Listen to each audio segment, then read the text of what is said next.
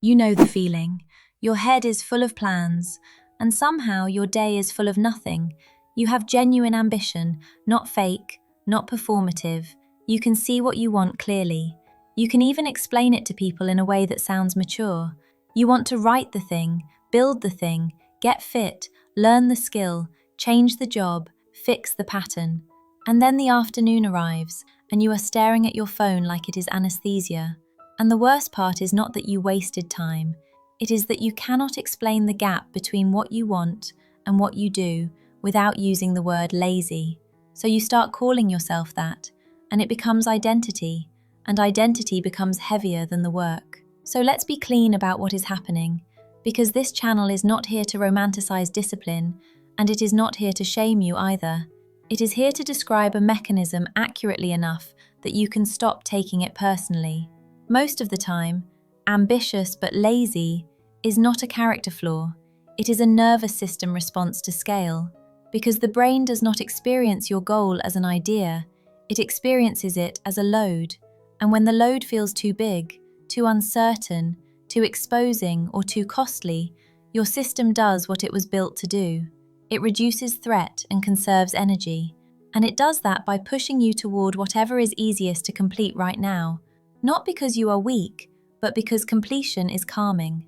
This is why your ambition can actually make you freeze, because the larger the goal, the more your mind starts calculating invisible risks, not just the work itself, but the social and identity risks around it. Like, what if I start and I prove I'm not good? What if I try and it doesn't work? What if people see me fail? What if I change and then I can't go back? What if I succeed and now I'm expected to keep succeeding? What if I make one wrong move and the whole thing collapses?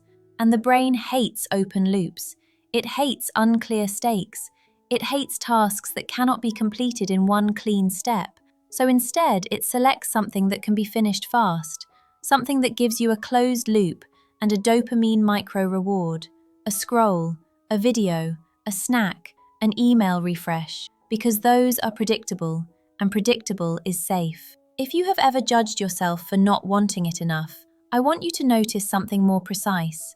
Wanting is not the same as being able to tolerate the starting cost, and starting cost is often emotional, not logical, because starting means confronting uncertainty, and uncertainty is a threat to a system that wants control.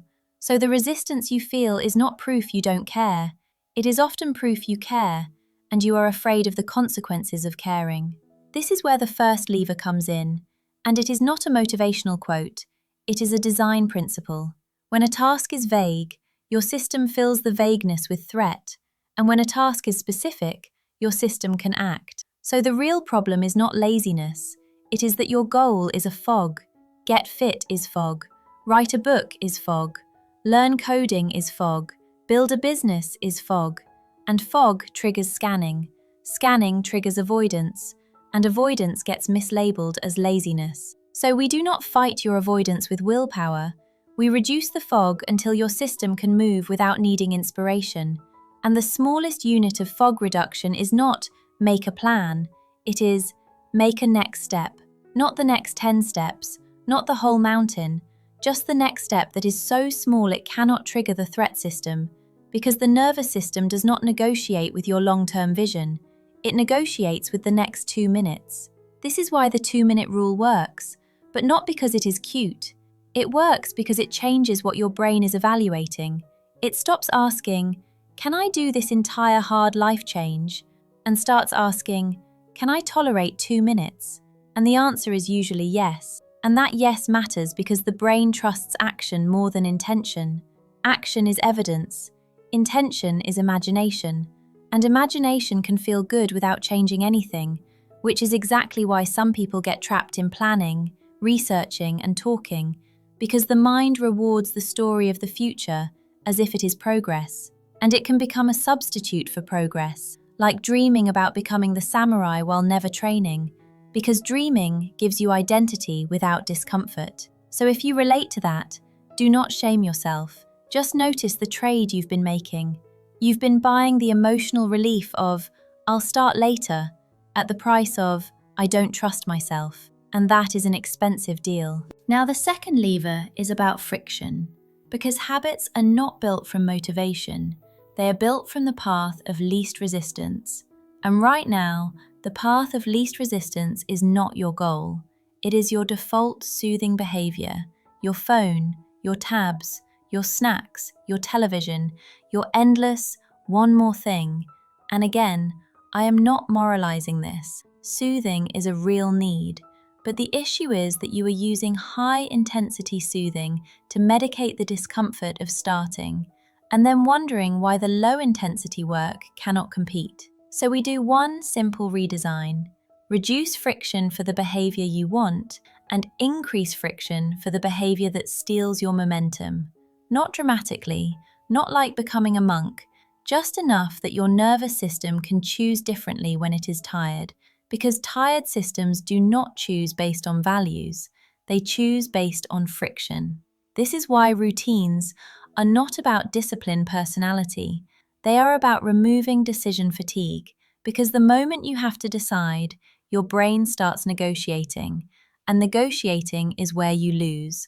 Not because you are weak, but because the brain will always present you with the cheapest available comfort in the moment, and it will make that comfort sound reasonable.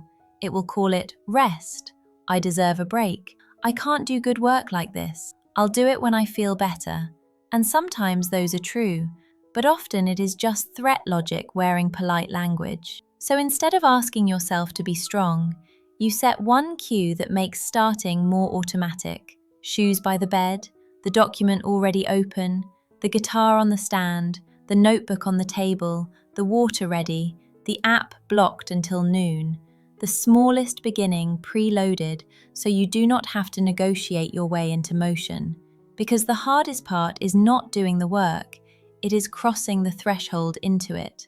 And this is where I want to borrow the best part of the kaizen story without turning it into a samurai motivation video. Because the point is not Japan, the point is nervous systems. The mind builds trust through repetition, and repetition does not require heroic effort. It requires survivable effort, and survivable effort is what makes you return tomorrow, which is the whole game. Because the brain does not change from one massive day, it changes from a pattern it can predict. So here is the Mischa Notes protocol for ambitious but lazy, and notice how unsexy it is, because the goal is not to impress yourself. The goal is to become consistent without needing a perfect mood.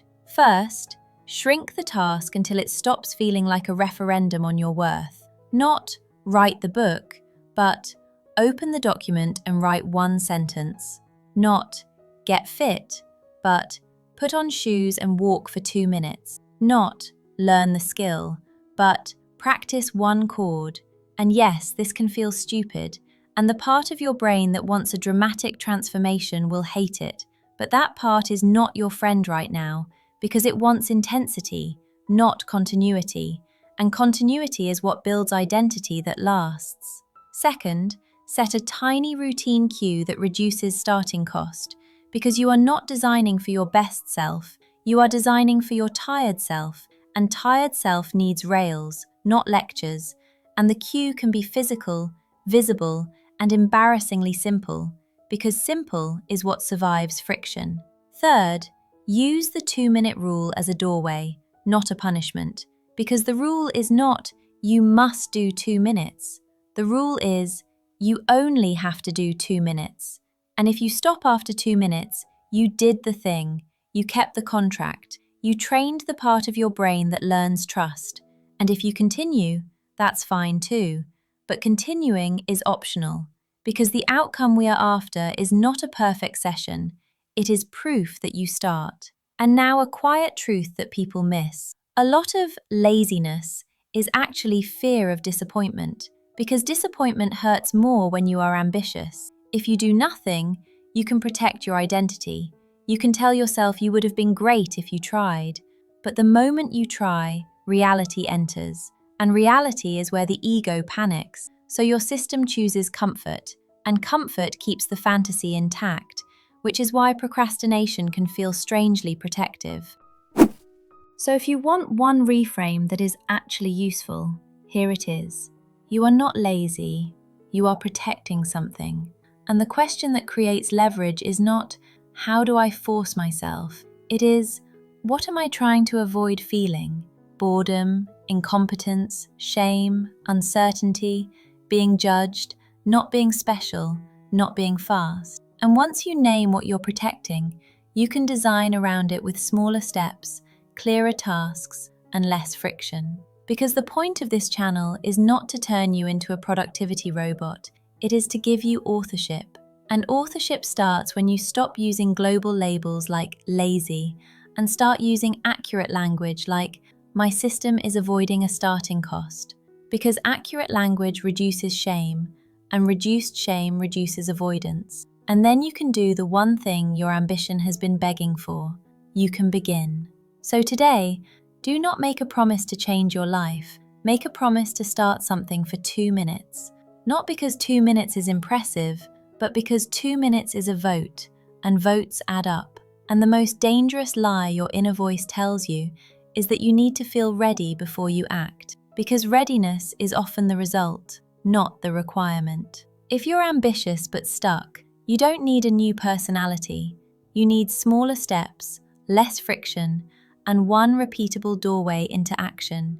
And when you build that doorway, your ambition stops being a pressure fantasy and becomes a real direction you can walk in, one survivable step at a time.